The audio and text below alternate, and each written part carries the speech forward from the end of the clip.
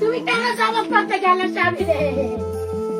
ও স্বামী, তুমি কেন জামাত করতে গেলে স্বামী? আমার তিনটা ভাই, আমার একটা ভাইয়া বিয়ার কথা চলতেছে স্বামী রে। তুই কি করলি স্বামী রে?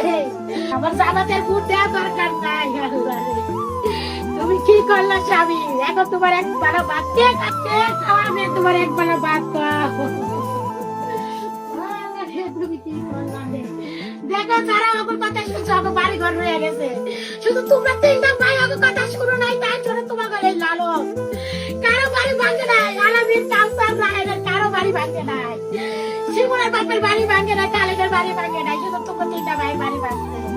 হ্যাঁ, আমি কই তোমরা না চাই, তোমরা কারো শুধু কিছু চাও না, জামাতে যাও না, চালাও শুধু জামাতের মিটিংটা করার জন্য এই অপরাধ।